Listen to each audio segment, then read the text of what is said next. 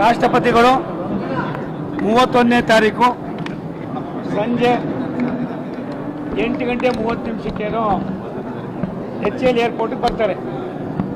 ಅಲ್ಲಿ ಬರಮಾಡಿಕೊಂಡು ಅವರು ನಮ್ಮ ರಾಜ್ಯಪಾಲರ ಭವನ ಗವರ್ನರ್ ಬತ್ತೊಳಗೆ ಅದಕ್ಕೆ ನಾವು ಲೋಕಪಾಲ್ ಭವನಲ್ಲಿ ವಾಸ್ತವ್ಯ ಮಾಡ್ತಾರೆ.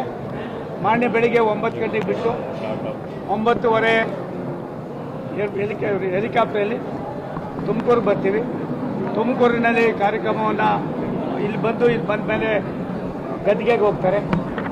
ಗದ್ದಿಗೆ ಆದಮೇಲೆ ಮಕ್ಕಳು ಒಂದು ಕಡೆ ಸುಮಾರು 10,000 ಮಕ್ಕಳು ಒಂದೇ ಕಡೆ ಅವ್ರಿಗೆಲ್ಲ ಇದು ಮಾಡಿ ಅಲ್ಲಿ ಒಂದು 5 ನಿಮಿಷ ಮಕ್ಕಳಿಗೆ ಅವ್ರಿಗೆ ದರ್ಶನ ಮಾಡ್ತಾರೆ. ಮಕ್ಕಳಿಗೆ ಇದು ಮಾಡಿ ನೋಡ್ತಾರೆ. ಅದಾದಮೇಲೆ ಡ್ಯಾನ್ಸ್ ಬರ್ತಾರೆ. ಡ್ಯಾನ್ಸ್ ಬಂದು ಡ್ಯಾನ್ಸ್ನಲ್ಲಿ ಜಿಲ್ಲಾ ಉಸ್ತುವಾರಿ ಮಂತ್ರಿಗಳಾದ ಸನ್ಮಾನ್ಯ ಪರಮೇಶ್ವರ್ ಅವರು ಇರ್ತಾರೆ. ಕೇಂದ್ರ ಸಚಿವರಾದ ಸನ್ಮಾನ್ಯ ಪ್ರಹ್ಲಾದ್ ಜೋಶಿ ಅವರು ಇರ್ತೀವಿ.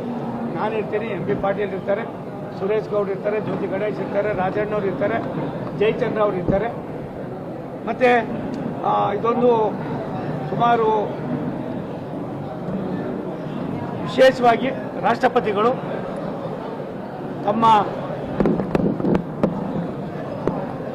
ಮುಂದಿನ ಜನಾಂಗಕ್ಕೆ ಬಡತನವನ್ನು ಯಾವ ರೀತಿ ಮೆಟ್ಟಿ ನಿಲ್ಬೋದು ಅನ್ನೋದಕ್ಕೆ ಅವ್ರು ಕೊಡ್ತಾ ಇರ್ತಕ್ಕಂಥ ಕೆಲವು ಕಾರ್ಯಕ್ರಮಗಳು ನಿಮಗೆ ಅವಿಸ್ಮರಣೀಯವಾಗಿದೆ. ನಾನು ಅವ್ರ ಜೊತೆಯಲ್ಲಿ ಸೌತ್ ಆಫ್ರಿಕಾಗೆ ಹೋಗಿದ್ದೆ. 1 ವಾರಗಳ ಕಾಲ ಅವ್ರ ಜೊತೆಯಲ್ಲೇ ಇದ್ದೆ. ಅವರ ನಡವಳಿಕೆ, ಅವ್ರು ಮಾಡ್ತಕ್ಕಂಥದ್ದು, ಬಡವರ ಬಗ್ಗೆ ಇರ್ತಕ್ಕಂಥ ಕನ್ಸರ್ನು, ದೇಶದ ಬಗ್ಗೆ ಇರ್ತಕ್ಕಂಥ ಅಪಾರವಾದ ಗೌರವ, ರಾಷ್ಟ್ರದ ಪ್ರಧಾನಮಂತ್ರಿಗಳ ಕಾರ್ಯವೈಖರಿಯನ್ನು ವಿಶ್ವದ ಭೂಪಟದಲ್ಲಿ ಪರಿಚಯಿಸ್ತಕ್ಕಂಥಕ್ಕೆ ಅವ್ರ ಕೊಡುಗೆಯೂ ಕೂಡ ಅಪಾರವಾಗಿದೆ. ಅಂಥವರು ತುಮಕೂರು ನಗರಕ್ಕೆ, ತುಮಕೂರು ಜಿಲ್ಲೆಗೆ ಬರ್ತಾ ಇರೋದು ನಮಗೆ ಒಂದು ಅದೃಷ್ಟ ಅಂತ ಕಾಣಿಸ್ತದೆ. ಇದನ್ನು ನಾವೆಲ್ಲರೂ ಸೇರಿ ಸ್ವೀಕಾರ ಮಾಡೋಣ.